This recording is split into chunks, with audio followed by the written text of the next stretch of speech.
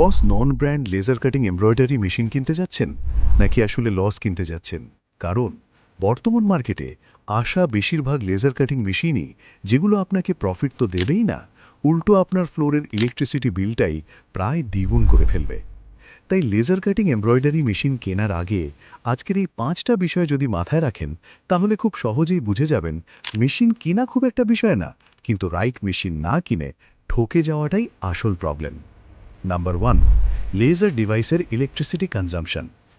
বাংলাদেশে এখন যেসব লেজার কাটিং এমব্রয়ডারি মেশিন বেশি আসে তার বেশিরভাগই 50 ওয়াট লেজার ইউজ করে।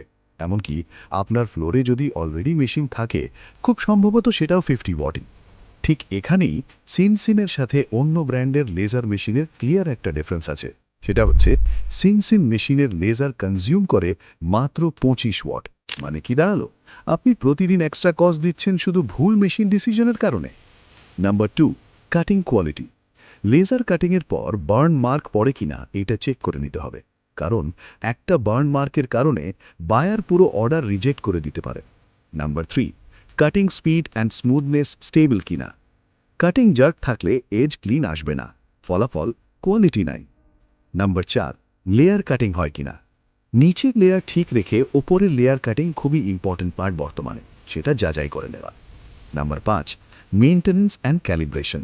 লেজার অ্যালাইনমেন্ট ইজিলি মেনটেন করা যায় কিনা, সেফটি সিস্টেম কেমন আছে, integration with embroidery, laser plus embroidery sync smooth কিনা ইত্যাদি বিষয়। আর এই সবগুলো বিষয়ের সঠিক সমাধান বর্তমান এমব্রয়ডারি ইন্ডাস্ট্রির জন্য শুধুমাত্র সিনসিম এমব্রয়ডারি মেশিন।